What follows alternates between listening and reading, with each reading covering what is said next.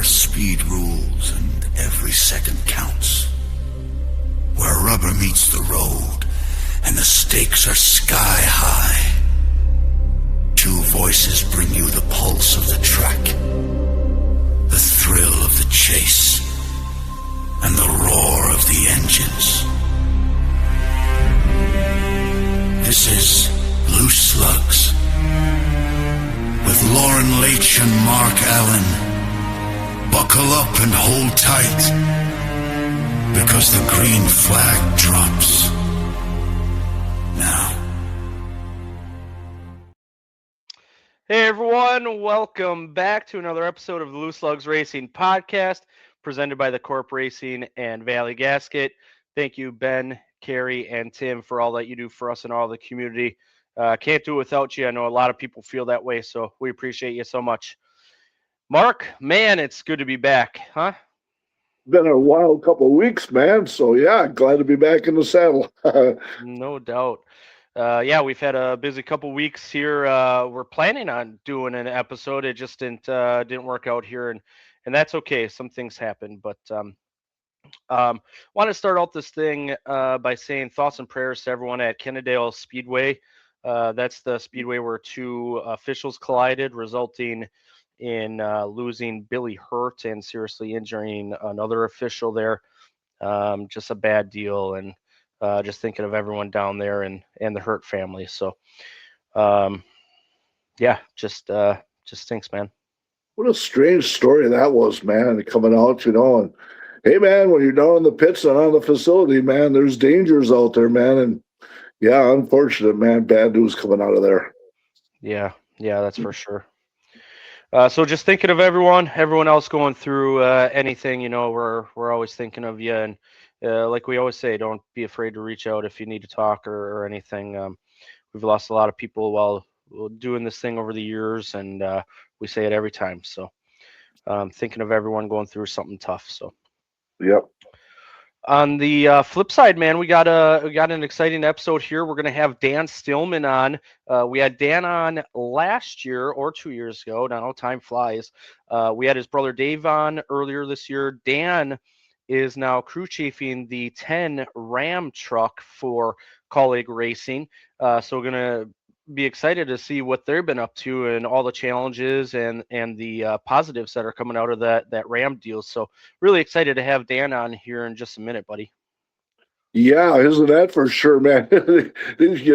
Ram just threw themselves right into the fire, and been watching them. There's a lot of growing pains going on, especially when you got 5 teams going, But I'm sure they're all going to be uplifting, and it's all going to be a success here. It's going to take a little time, though, but it should be good stuff.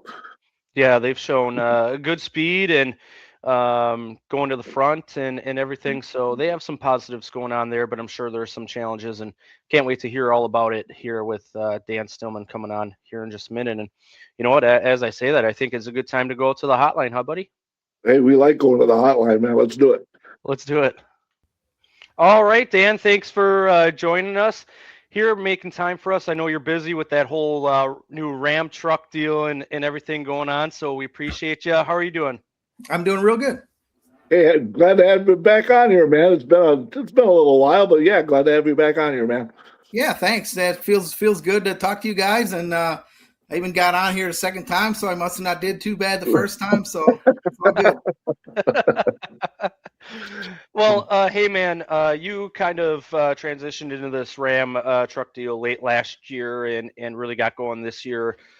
Big undertaking, transitioning to manufacturers, a lot of moving parts. How's everything going, and how did that deal come together for you to be the crew chief of the 10 truck? It's been really busy. They started putting this Ram thing together the end of last year, I guess probably August, September. I think I started at Kaulig. Kind of even before they announced everything. They kind of knew what they wanted to do, right? But they're still putting it together. So I was working at Our Motorsports, and they closed down, and it left me kind of looking for something else to do. And so I got with Chris Rice at Kaulig, and they kind of said, hey, we might be doing something. They really didn't say what it was.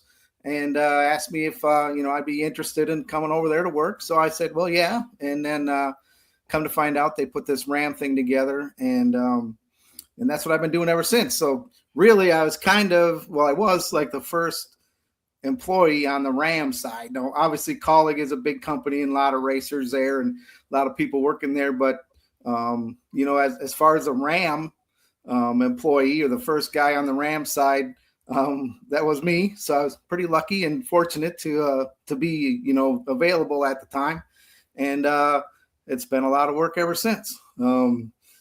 Basically starting from the ground up. They didn't have any trucks or anything as far as the truck series was concerned, but they had obviously a lot of Xfinity stuff, or O'Reilly's now. But yeah, that's how it started, and it's been really busy, and I've been real busy ever since. Yeah.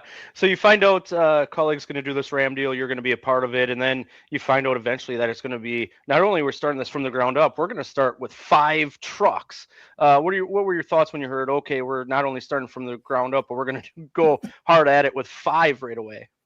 Yeah. So obviously a big undertaking, right? But yeah, it was interesting, right? I mean, usually, teams start, maybe you do 1, right? Sometimes maybe 2, you'll get into, right? But yeah, when it was 5, it was like, oh boy, this is going to be a lot. And, just sourcing all the parts and chassis and it's a big undertaking. And it was like, holy smokes, this is going to be big. What's been the biggest challenge with this Dodge or Ram truck, man? What's the biggest challenge that you've been facing so far? Yeah. We got to say Ram. That's what it is. Yeah, you're right. But, Sorry. No, you're good. So yeah, just I guess all parts and chassis and engines and everything. Like everything was different from what they had or had been using in the O'Reilly stuff. So it's all been a challenge, right? So but it's been good, and there's a lot of people there that are working on it and making it all come together. So when you have a lot of good people, it makes it easier, but it's still a challenge. And but yeah, so to answer your question, pretty much everything. Yeah. So what's the first thing that you start working on when you get over in September, or when does the work really start? Did you start right away in September, or did it delay a little bit and you had to get together some plans there first? No, really, it started right away, right? Well, as soon as they announced they wanted to do truck racing, so we had to start right then. The first thing was the chassis, where we're going to get chassis. In engines, right? I mean, that all the big stuff, right? And then it kind of goes into everything else, right? So now you need templates, and you need people, and you need just every aspect of the truck. That's just how it started, right? And kind of grew from there. But yeah, it started right away. Yeah, I figure I knew the answer. It almost had to with that big undertaking there, but things get going, and you guys show speed right away at Daytona there. That had to be very encouraging with all the work that went in, and going into Daytona where speed obviously matters right off the bat. So some encouraging things right at the start of the season. Yeah, for sure. There was probably times, we always knew we were going to make it to the racetrack, but there was probably times where we were like, oh man, this is a lot, and so yeah, to come out at Daytona, get 5 trucks there and race really well with all of them. That was pretty cool. Hey, what really got you guys on the map? They did the race for the seat kind of thing. Were you behind the scenes and witnessing any of that stuff, man? No. So they kind of did that kind of like an outside source type thing. But obviously, there were some people there involved, but I wasn't. Had enough to do. but yeah, no, Chris Rice and Matt Kaulig and Ty Norris, they're all at Kaulig there. They were involved pretty heavy with that. And yeah, so they pretty much handled all that themselves. You get to work with Matt Kaulig and Chris Rice there. A couple of guys who've been around it for a while now. You think back to the days when they started in the O'Reilly Auto Parts series with the one car. Now, they get out of that series, but they have 5 trucks. They have a couple of Cup cars. That team has ascended pretty much from the start. What's that like working with Chris Rice and Matt Kaulig? Oh, it's great. Chris Rice has been around a long time, raced for a long time, and he's he runs Kaulig day to day now, and it's good. It's but they're busy, right? Just like you said, they got these trucks, and now they do Cup cars, and so they're really busy, but really fun to be around. So going into actually, let's talk about the kind of the start of the season here. So you showed speed at Daytona right away, just kind of on the cusp of being a top 10 kind of team in company here. Just looking to break in a little further there. What do you need more to kind of break in a little further to that top 10? Yep. So yeah, we probably just need just a little more speed, just a little raw speed. We're working hard at it, right? And it's hard to get it right. So we're pretty fortunate to be where we're at, starting as late as we did. So that's encouraging. And the other thing that's good is like all our trucks are like they're kind of in the same group, right? So like we got one guy's faster 1 week or whatever, but they're all like close. So like the way I look at that is like that's good because when we fix it, we're going to fix them all, right? So when we get better and faster, they're all going to be better and faster. So just a little overall raw speed, and I think we can contend. Did you ever get those into the wind tunnel and see how the aero works on those vehicles? Yep. So yeah, we've definitely had some wind tunnel time. So being a new OEM Ram in NASCAR, we get some wind tunnel time and been able to do some development. And so that's where we're at right now. Just kind of building them and building our notebook and those types of things. And that's where we're at. Another thing that probably helps is the veterans that you brought into the team. One I'll mention is Justin Haley. He has some Cup experience, some truck and O'Reilly experience, and has won at pretty much every level he's been at. So bringing in the veterans, how much has that helped propel the team early on here? Oh, that's great, right? That's the idea behind that, right? Bringing some veterans, like you said, or some guys with really good experience, know how to win races, know what a race car or truck feels like that can win. That's real important, and cornerstone of the team, really. So yeah, it's good. You guys also have that kind of all-star 25 truck where there's been a different driver. There's a couple of repeat coming up here, but a different driver in and kind of getting things going there. How much discussion are you involved with that, or how much discussion between the teams to kind of propel the team a little forward here? Yeah. There's a little conversation about it, but yeah, that's a Ram thing, right? They want to, kind of like it's an all-star deal, right? So they want, good big names and somebody that can promote Ram and the brand. And that's the main motivation behind that. Looking forward to a couple of the upcoming races here. Got Rockingham coming up next Friday, not this upcoming Friday, but the Friday following. Then you go to Bristol and then Texas. A couple of different style tracks coming up here. And, of course, the start of the season, you got significantly different, too, going to a street course at St. Petersburg here. What are your thoughts on the upcoming schedule here? Yeah. So yeah, definitely looking forward to it, getting back to some, regular type ovals, that we all grew up racing. Right. So yeah, definitely looking forward to that. We really can see where we stack up, and with the changes that we're making and stuff that we're finding and developing, it's going to be good for us. But yeah, it's like you said, we started out at, with 3 different type racetracks, 3 weeks in a row. And when like we didn't have any inventory, right? We had nothing, so we had to build all the options. We had to build in the first 3 weeks of racing, so that made it challenging too. But yeah, I think once we get into the the heart of the schedule here, we'll really see where we're at. Yeah, but surviving Daytona Atlanta is a huge deal, man. So you don't have to build other stuff to keep it going, right? Exactly. Yep. Yeah. Yep. What was St. Petersburg like? I mean, everyone was there for the first time. It was a combination race with the IndyCar series there, which we love to see. I think NASCAR and IndyCar coming together for a few races is tremendous there. But what was racing at St. Petersburg like? Actually, it was really cool. Right along the right on the edge of Tampa Bay. The race course itself is really nice. But it is like a street course, right? So we kind of struggle with grip and a few things like that. But the atmosphere was great, and being there with the Indy cars was fun. But it made it challenging for us because it's like, I mean, they're a big series, right? And so we had to kind of work around those guys. So that made it that made it tough. But actually being there in the area and the racetrack was really nice. Yeah, I've heard that track is pretty nice. Of course, IndyCar series has raced there for a while here, but looking forward to the rest of the part of the schedule. What are you kind of looking forward here going forward?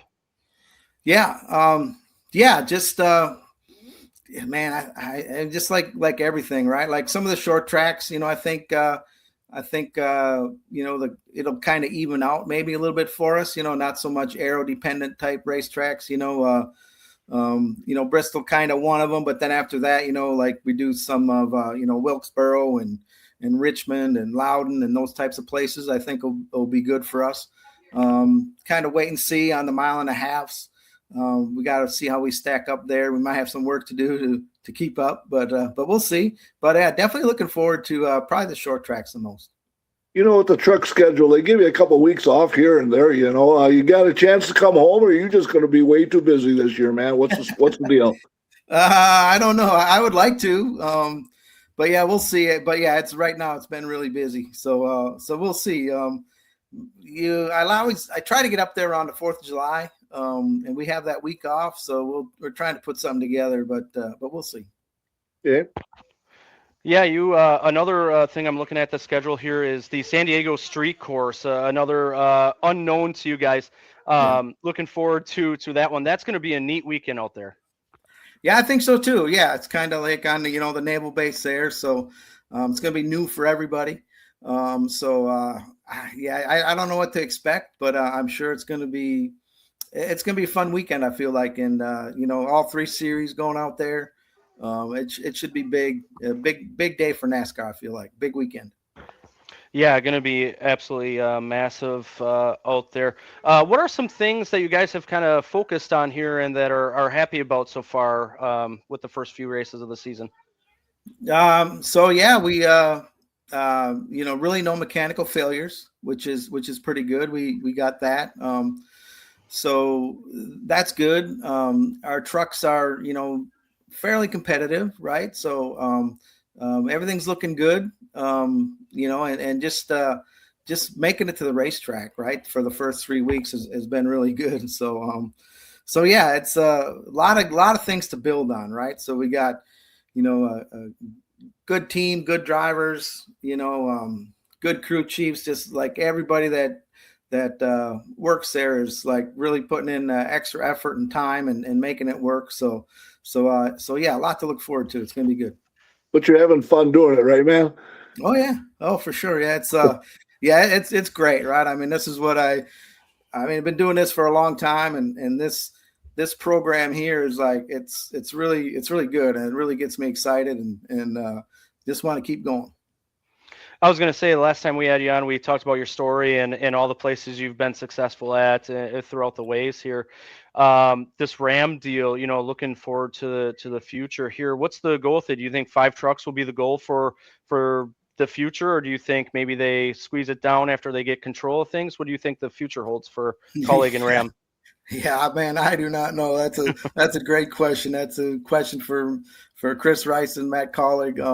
Not sure. I think probably five trucks is probably for the for the future for a little while, right? So, but yeah, after that, I don't know. So yeah, we'll have to see.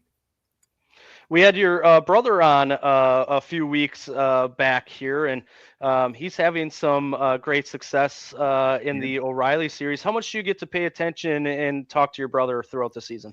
Yeah, we talk quite a bit. And, if we're at the same racetrack on the same weekend, I try to, get over there and see him, or he, comes over to see me if we get a break or whatever. But yeah, we talk a lot, and yeah, definitely keep in touch. And, sometimes, he might need we're at the racetrack, he might need a part, or I might need a part. And we, at least we have a place to go to somebody we know, right? And when we know they got something, you can get it from them. So that's kind of cool. Yeah. Kaulig still is associated with Chevy too at the Cup Series level there. Is there any challenge with kind of having two manufacturers, or how does that work with being separate there in the two different series?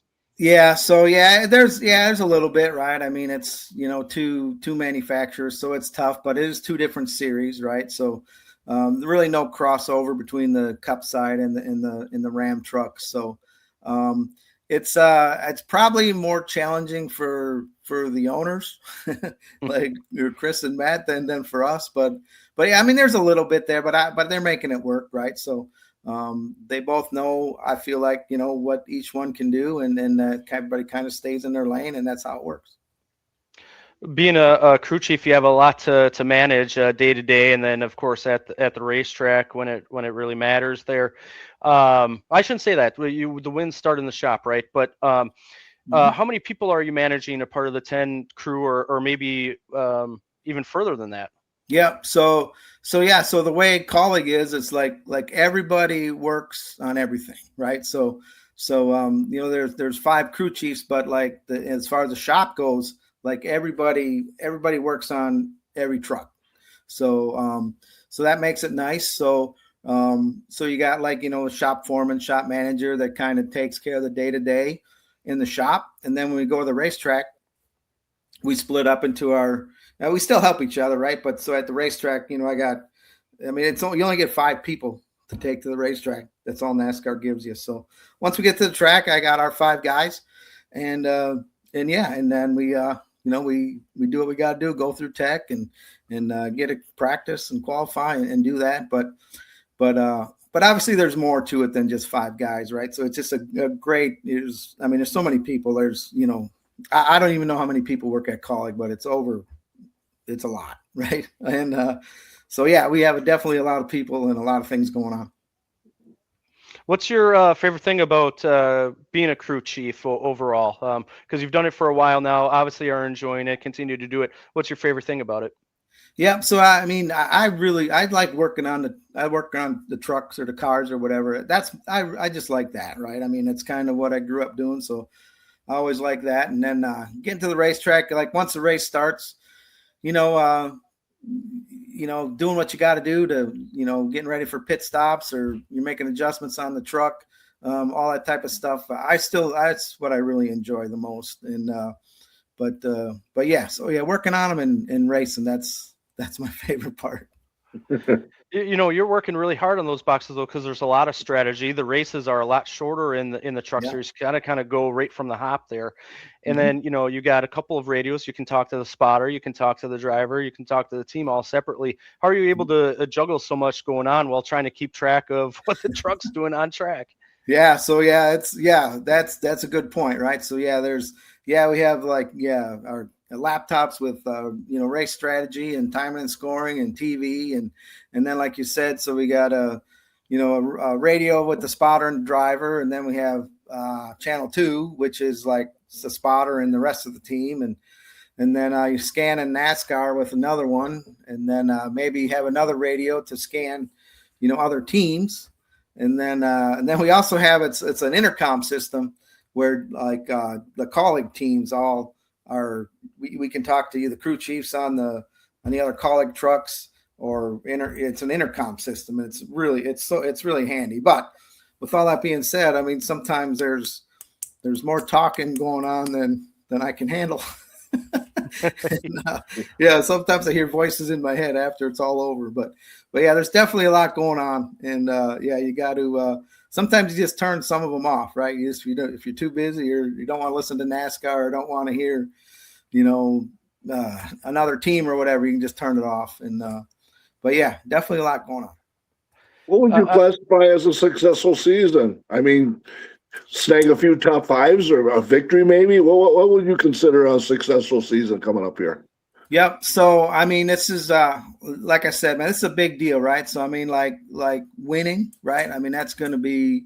That's why you're there. Yeah, exactly, right. So that's going to be successful. I'm not saying we won't be happy if we don't win, but it's really competitive, right? So I mean, I think a good goal would be to win a race or two with our teams, and then but just being competitive, right? And being in contention, and running all the laps and doing all the things we need to do to make Kaulig racing look good. That's what we're looking for.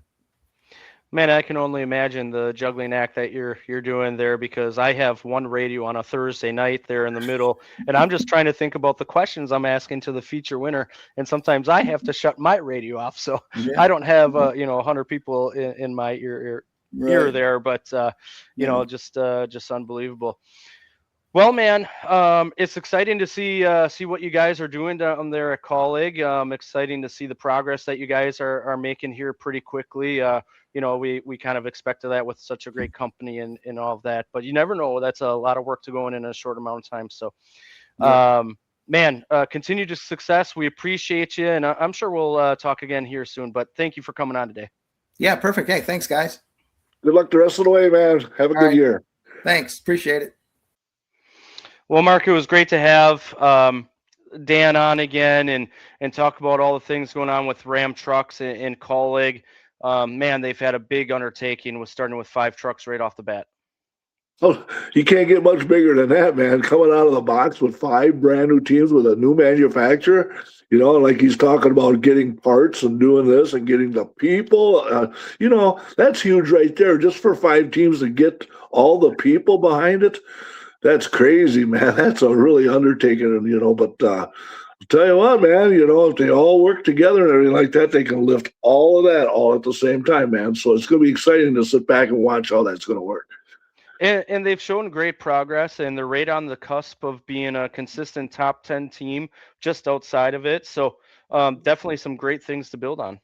Yeah, as long as you see improvement, man, there's the incentive to keep it going, man. And it'll be interesting. All of a sudden, you just start seeing like that. Like he said, somebody's going to do something well, then they're all going to kind of go that direction. So they all enhance all their teams, man. So, yeah, rather exciting to watch and see where this goes. Yeah, no doubt. Exciting times over there at Kaulig, and we can't thank Dan enough for coming back on. And I'm sure we'll have him on again in the near future, or maybe have another Kaulig member on to get an update on how their season is going. Yeah, hope he gets a break on the 4th of July, man. All of a sudden you're on the grind like that, just like, hey, maybe I could go home for a week. That's where that question came about, but I'm sure you're going to be busy this, try to get this stuff established. So good luck to all them teams, man, right there. No doubt. Absolutely. Well, let's talk about some racing that's happened over the last few weeks. We'll start with the short track stuff here. Carson Brown won the Stars National Tour Sunshine State 200 at Pensacola there. Carson Brown, he's been dominant lately, man. Hey, he even won the ARCA race at Phoenix too, man. And dominated. Yes, he dominated that one. And didn't he won another race too? Didn't he win down at Cordell too?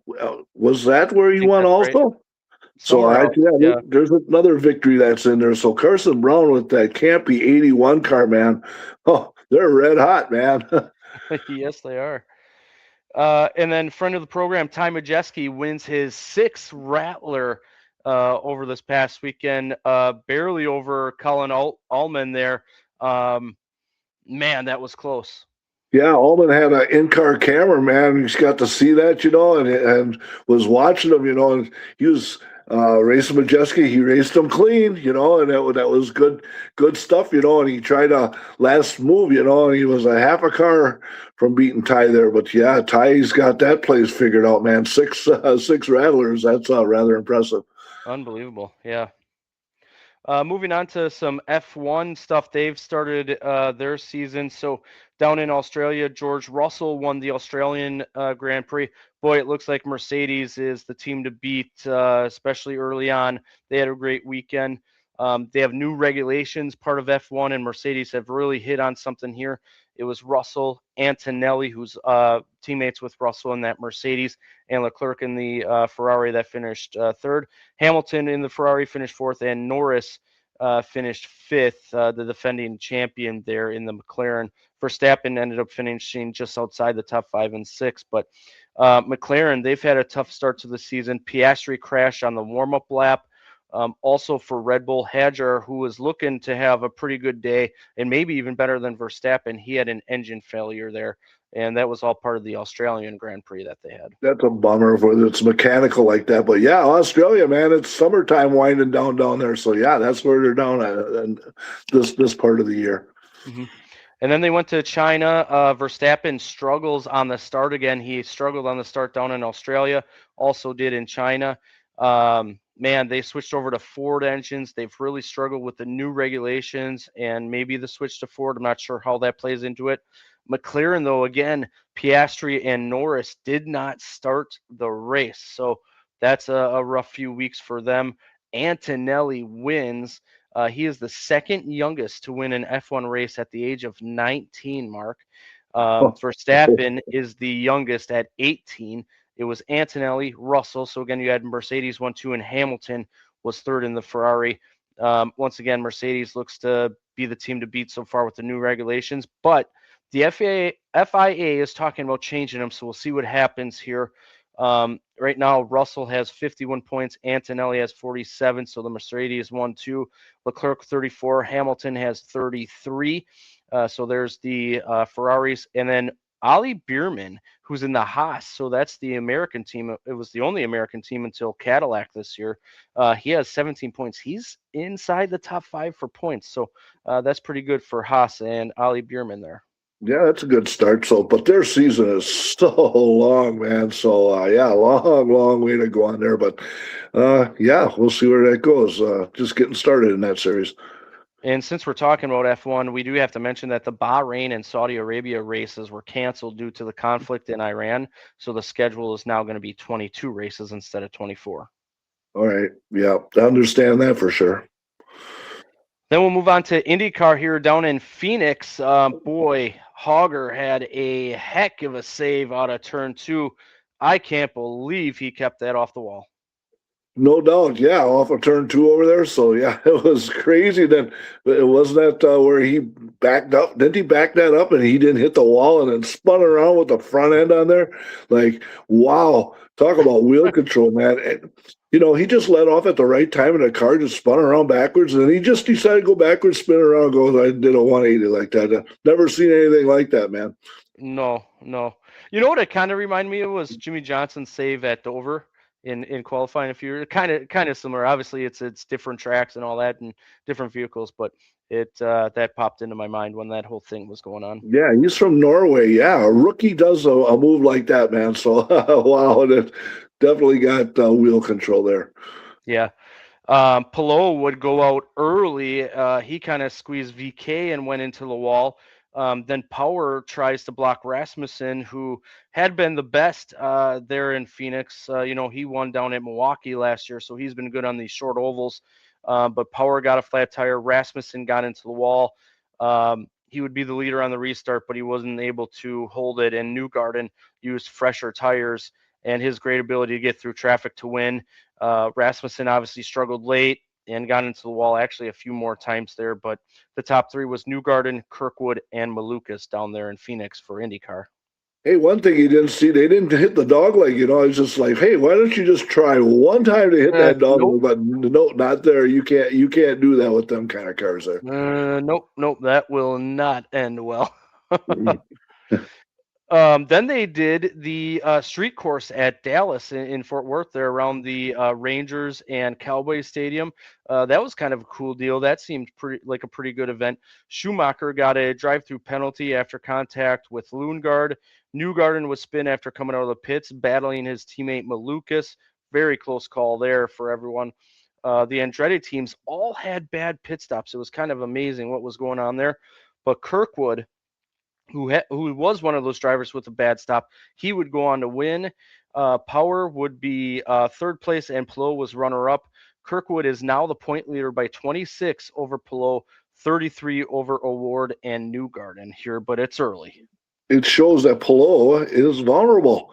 With the chop at Phoenix and wrecking, that was just out of the ordinary. You don't see a mistake like that from him out of there, and Kirkwood wins there. So yeah, just to start on the series like this, but Kirkwood's got the lead. That's a good deal. Yeah. He really came on last year too with a few of those wins and all that. So it's going to be interesting to see where the season goes from here. Since we're on IndyCar, we'll continue with the news here. Connor Daly confirmed that he will be a teammate with Jack Harvey at Dreyer and Reinbold for the Indy 500 coming up here in May. Elio Castroneves is back in the 06 Cleveland Cliffs Honda for the Indy 500. And Rahal Letterman Lanigan Racing announced that it'll once again field an additional car for Takuma Sato in the Indy 500, and he's won it twice. So some good news coming for the Indy 500 and IndyCar series. And that's all going to happen very shortly, man. It'll come up really fast. Yeah, we're talking Indy 500 here. It'll be years pretty soon. It'll be here before we all realize it, right? Yes, sir. All right, let's move on to the truck series. I'm going to talk about news, and then we'll get into some racing. So we have to talk about this. Daniel Dye has been is suspended for inappropriate conversation on a Whatnot video stream. So he's going to undergo sensitivity training. Kaulig also suspended him. Allmendinger filled in at Darlington. We'll see what the rest of the season holds for the 10 team. Of course, Dan Stillman is the crew chief on that, so he's kind of in limbo there. But to respect everyone, we didn't want to talk about that too much. But other than to mention that Daniel Dye has been suspended here, and we're waiting for some news to come out further. Yep. So when you're on social media, you better watch your P's and Q's because people are listening, and hit a sensitive area, and it could get you in hot water. So we'll see. Yeah. Let's talk about the O'Reilly series here. We'll talk about Phoenix race, and then we'll talk about their news. Sammy Smith was really good early. He won stage 1 down in Phoenix. Jesse Love would win the second stage. And then Allgaier had a great restart late. He got by Creed and eventually Love and would go on to win over Love, Quapple, Creed, Mayer, Sammy Smith, Jeb Burton, Carruth, Day, and Alfredo. Clements also had a great day. Want to mention him. He was in 11th. And also got to mention, Allgaier has now won in 10 consecutive seasons, which is a record. Kyle Busch and Mark Martin won in 9 seasons. Also, he ties Matt Kenseth for 8th all time with his 29th win. And he sure knows how to win Phoenix, man. He's had more bad luck there than good luck, though. But when he doesn't have bad luck, man, he is the guy to beat at Phoenix, no doubt. Love had the fastest lap, 28.265 seconds, which equals 127.366 miles per hour. Going to move on to the Cup Series race here at Phoenix. Blaney would win stage 1. In stage 2, Busch would blow right front and slap the wall. There was no caution until SVG spun with a flat tire. Tell you what, there's been a couple of times where Kyle Busch has had an issue, and it just so happens that SVG comes to save him, unfortunately, with a spin or some kind of thing going on. So Kyle Busch kind of got saved there as well. Yeah, so yeah, it's amazing. Also, you're losing, also somebody will straighten you up. You see that once in a while. Yeah. Blaney had to come back to pit road for a loose wheel there. We'll talk about that a little bit more later on. Suarez would spin underneath Keselowski and collect Chase Elliott. Briscoe had an issue and hammered the wall. And Blaney had to stop again in Logano's pit to tighten the wheel. This is becoming an issue here, and it's not the last of it that we'll hear of it on this podcast. Well, I'm sure there's been some real interesting meetings lately because they still haven't fixed that problem, so. Yeah. Gregson would blow a tire and hammer the wall. Byron, McDowell, and Zilich also have tires go down under caution and had to pit there, but it would be Christopher Bell that would win the second stage. In the end part of the race, Priest and Zilich would make contact. After Zilich got tagged by Stenhouse, Priest would spin. Logano and Chastain would make contact. They collected Cindric, Alfredo, Wallace. Big hit for Cindric there. Massive hit. Glad everyone was okay there. That's a tough place to go head on into the wall there. Yeah, Logano was pushing Chastain, and it was just too much of a push and come back across the track like that and just smeared him right out, man. There was some hard hits there. Yeah, that Cindric car was absolutely used up, man. But yeah, the safety part of it, man, walked away from that. And I kind of let the cat out of the bag on this. Busch had a tire issue again, and SVG would spin on the same lap again. So that's what we were referencing earlier. Logano and Allmendinger would make some contact. When Logano came back on the track, Logano would spin and collect Berry, Suarez, and Elliott. SVG and Austin Dillon got a piece of that one as well. Zilich, Hill, and Austin Dillon have more tire issue. Austin Dillon would bring out the caution. Gibbs would take 2 tires there, so you were wondering how that would work. But just after that, Stenhouse and Zane Smith would make contact when they were 4 wide. Zane would spin and collect Ty Dillon and Nemechek, but it would be Ryan Blaney winning over Bell, Larson, Gibbs, Hamlin, Wallace, Byron, Reddick, McDowell, and Jones. Logano had the fastest lap, 27.402 seconds, which is 131.377 miles per hour. Yeah, they tied a record for 12 cautions. You know, that ties the record for a 500K race. And yeah, Blaney passed 49 cars that day, man, you know, from going to the back to the front to the back to the front again. So, but yeah, well deserved, man. He passed everybody a couple times just to get that victory. Yeah. Then we'll talk about the O'Reilly Series race in Las Vegas. Zilich would get loose and into Clements, who would spin. Allgaier would win the first stage. Mayer would lose power under caution while running second. He also led some laps early there, but an early issue, unfortunately, for Sam Mayer, so he would go behind the wall. Allgaier would also win stage 2. Later on, Creed would get into Taylor Gray, and Gray would wreck. That was a pretty aggressive move from Sheldon Creed. Yeah.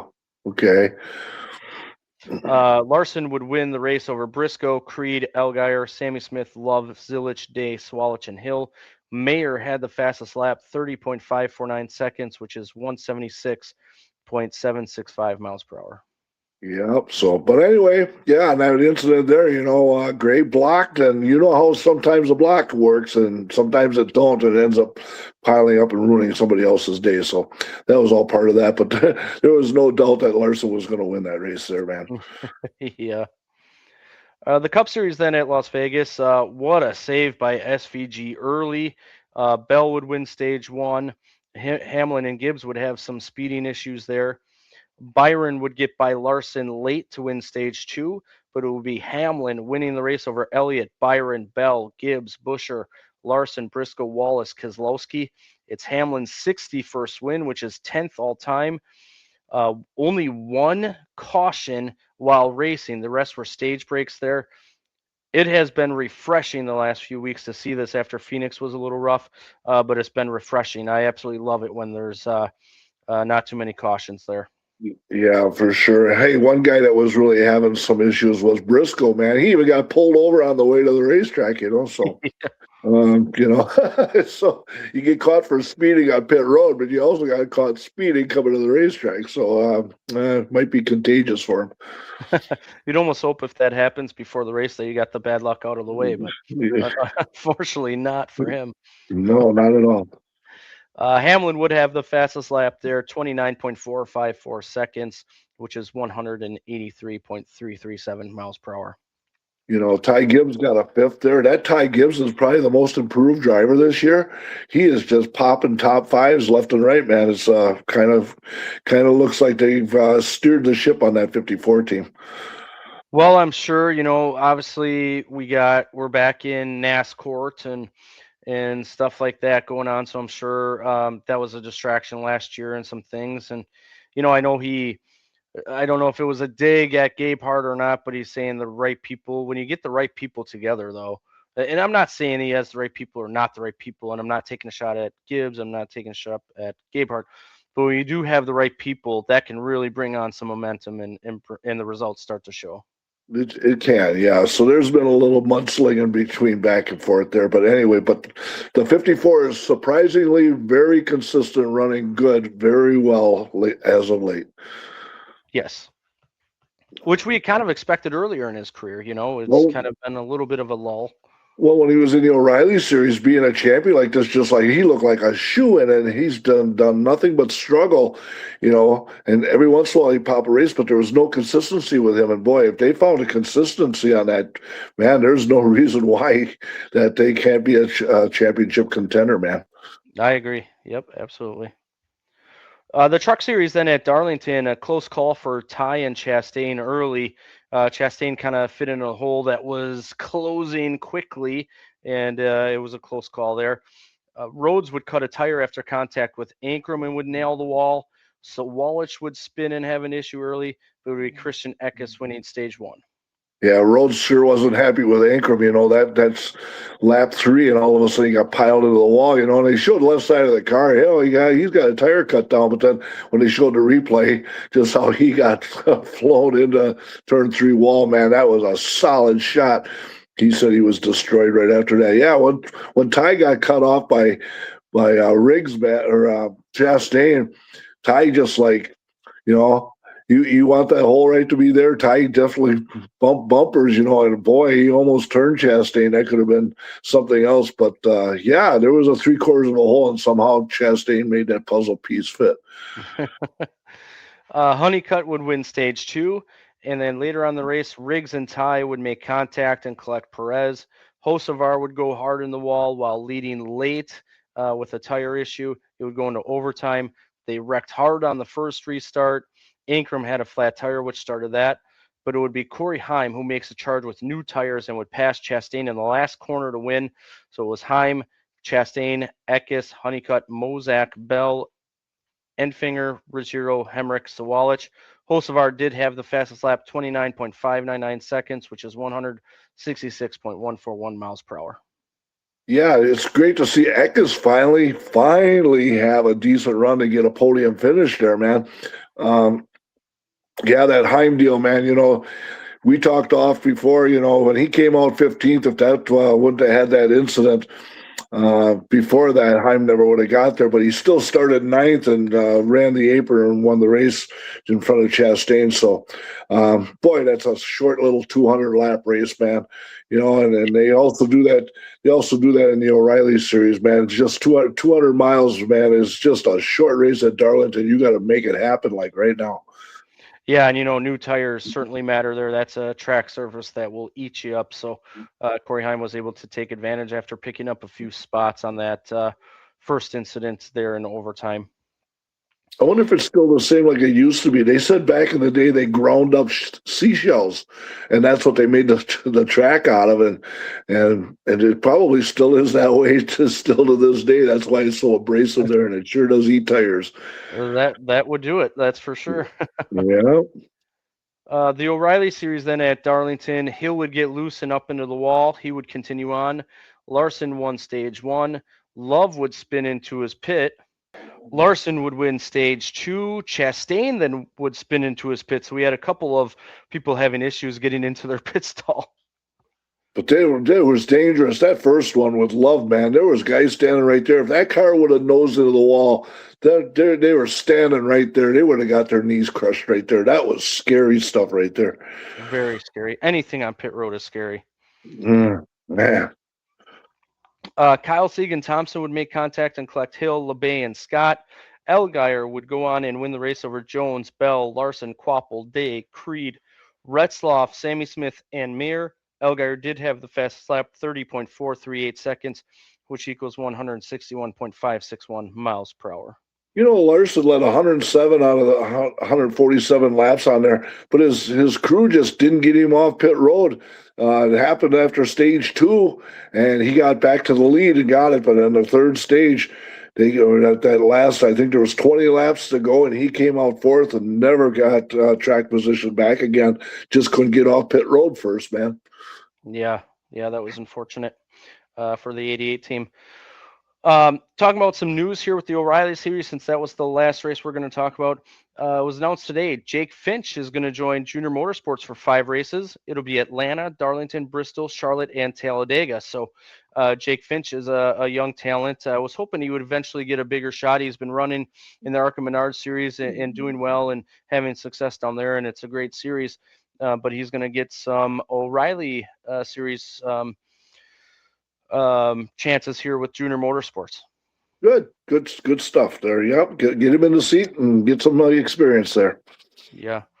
And before we continue on here, we also want to mention that Alex Bowman has been announced that he would be out for Darlington this past weekend, Martinsville and Bristol, and Justin Allgaier will drive that 48 car. So just continuing to think about Alex Bowman here and hoping he is able to recover here soon. Yeah, I don't know if there's any improvement or what's going on there, man, but it doesn't. I don't know. No news right now, so hopefully he can get back here in a couple of weeks. We'll see where that goes. Yep. Yeah, absolutely. And then speaking of the Cup Series, Darlington here, Reddick started having power issues early and had a slow stop there to check things out. Keselowski would win. Actually, it wasn't even to check things out. He just had a bad stop there.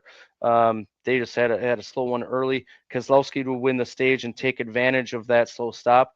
And then Reddick's team changes the battery under caution. Blaney would have to stop in Cindric's pick to tighten another wheel. So we talked about the 2 times at Phoenix. It happened again at Darlington here. Wallace also had a loose wheel and had to stop, but Blaney, man, he's got to be, he even came over the radio and said, guys, we cannot continue to have this happen. So I'm sure after the last few weeks of having it happen multiple times, he's about sick of that happening.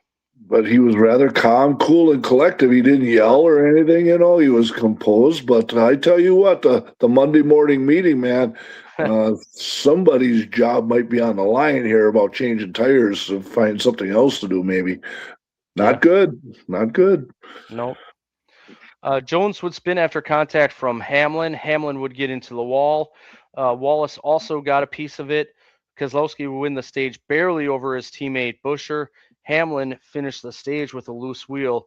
He had a good run going, but had to slow down and finish it as the wheel was starting to come loose. Yep. So the 43. He said the typical Hamlin pulled that off. Darlington can do that to you. The lady in black can reach up and snag you. So that's just a racing deal there. Yeah, Hamlin said that Jones checked up faster than he thought was gonna, and Jones said that Hamlin just got in there too hot. So a racing deal. I like where we'll say that. Yep. Herbst would spin after contact from Zilich. Buescher went to pit, but Reddick didn't know he was going to pit. They made contact. Buescher almost spins and then also gets into the wall. No caution there. Larson would get into the wall and have a toe link issue, but stayed on track for the last few laps. And then Briscoe and Herbst also get into the wall. That was kind of a big one there in 1 and 2. That was a big shot there. No caution for that either. And how about this? Reddick comes all the way back from the back of the field after changing that battery to win his 4th race of the season over Keselowski, Blaney, Hocevar, Cindric, Gibbs, Suarez, Byron, Buescher, and Jones. Wallace had the fastest lap, 29.999 seconds, 163.925 miles per hour. But, man, how about Reddick? 4 out of 6 races, man. Even his son came out there and ran up to Dad and said, 4, and I got a laugh out of that. That was funny, So, you know what? There's news today that they're talking about getting ready to sign an extension because, Reddick is going to be a free agent at the end of the year. And I'm sure 23-11 would like to get that locked up because the more he wins, the better his contract's going to look, man. Well, yeah, there was talks about, and they were asking Denny Hamlin, is he worried and all that? He said, no, just with the lawsuit and everything, it kind of got shuffled after that. So he said there's no concern there. Although I did think about it in my own mind, like that surprise move that Reddick made at 23-11 from RCR, Bowman's issues. Would Hendrick maybe be one to reach out and try a surprise move to get someone like Reddick or anything like that? Since Reddick kind of made a surprise move before. I'm sure 2311 wants to get that done like now. Yes, yep. So it sounds like they're close. So there might be some news coming out about that real soon. Yeah. Man, what a start to the season though. Just unbelievable. And then of course, Reddick and Bush, remember from 2 years, I think it was 2 years ago, when they got into it and it cost Busher a win and he ended up not making the playoffs. So I think both realized that was racing deals. Just Reddick did not know that Busher was going to pit, but interesting there. And then also Briscoe, man, it seemed like he just sailed it off into 1 and 2, and Herbst was there and didn't have anywhere to go. Yeah, but that's Darlington, man. That Darlington can throw out a surprise on you all the time. Yeah. All right. Well, that's all I got. Anything else you want to talk about before we go into this weekend's schedule and our picks? As for the NASCAR stuff, no, man, we got that all covered up right there. So yeah, carry on, man. All right. So let's go in to our picks here. So we're pretty close on picks here, Mark. So we're doing pretty good. I think you're leading by 2, 13-11. The Truck Series are off this week, so we're going to Martinsville, where we'll start with the O'Reilly Series, and I get to go first. One thing I'm really looking forward to this weekend, Mark, is someone getting an opportunity that has deserved an opportunity for a long time.